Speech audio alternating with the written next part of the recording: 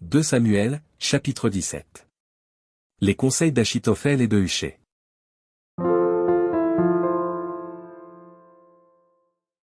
Achitophel dit à Absalom, laisse-moi choisir 12 000 hommes. Je me lèverai, et je poursuivrai David cette nuit même.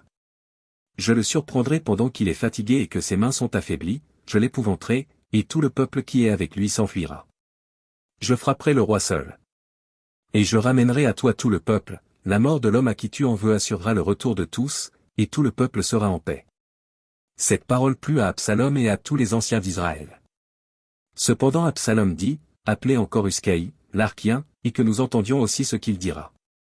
Hushai vint auprès d'Absalom, et Absalom lui dit, voici comment a parlé Achitophel, devons-nous faire ce qu'il a dit, ou non? Parle, toi. Hushai répondit à Absalom, pour cette fois le conseil qu'a donné Achitophel n'est pas bon. Et Hushai dit, tu connais la bravoure de ton père et de ses gens, ils sont furieux comme le serait dans les champs une ours à qui l'on aurait enlevé ses petits. Ton père est un homme de guerre, et il ne passera pas la nuit avec le peuple.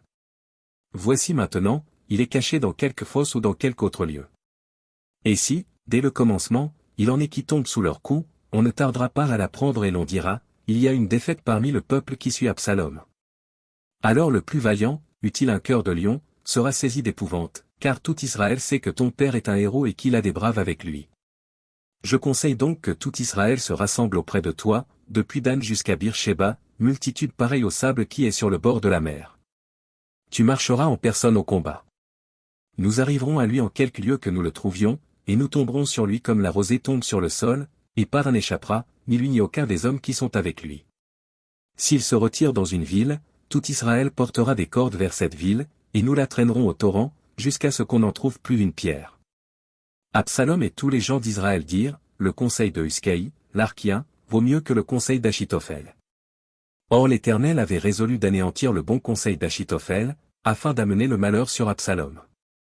Hushai dit aux sacrificateurs Tsadok et Abiatar, Achitophel a donné tel et tel conseil à Absalom et aux anciens d'Israël, et moi, j'ai conseillé telle et telle chose.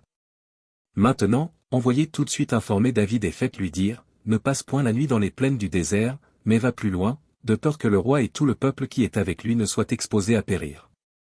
Jonathan et Achima se tenaient à En-Rogel. Une servante vint leur dire d'aller informer le roi David, car il n'osait pas se montrer et entrer dans la ville. Un jeune homme les aperçut, et le rapporta à Absalom. Mais ils partirent tous deux en hâte, et ils arrivèrent à Bachurim à la maison d'un homme qui avait un puits dans sa cour, et ils y descendirent. La femme prit une couverture qu'elle étendit sur l'ouverture du puits, et elle y répandit du grain pilé pour qu'on ne se doutât de rien. Les serviteurs d'Absalom entrèrent dans la maison auprès de cette femme, et dirent, où sont Achima et Jonathan? La femme leur répondit, ils ont passé le ruisseau. Ils cherchèrent, et ne les trouvant pas, ils retournèrent à Jérusalem. Après leur départ, Achima et Jonathan remontèrent du puits et allèrent informer le roi David. Ils dirent à David, levez-vous et hâtez-vous de passer l'eau, car Achitophel a conseillé contre vous telle chose. David et tout le peuple qui était avec lui se levèrent et ils passèrent le Jourdain, à la lumière du matin, il n'y en avait pas un qui fût resté à l'écart, pas un qui n'eût passé le Jourdain. Achitophel, voyant que son conseil n'était pas suivi, sella son âne et partit pour s'en aller chez lui dans sa ville. Il donna ses ordres à sa maison, et il s'étrangla.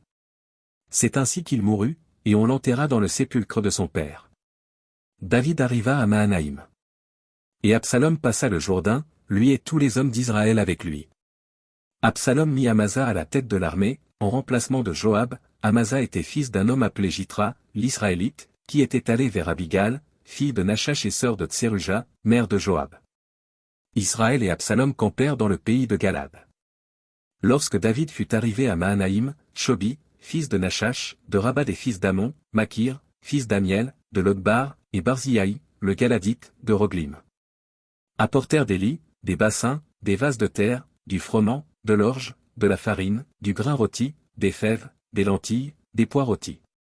Du miel, de la crème, des brebis, et des fromages de vache. Ils apportèrent ces choses à David et au peuple qui était avec lui, afin qu'ils mangeassent, car ils disaient, ce peuple a dû souffrir de la faim, de la fatigue et de la soif, dans le désert.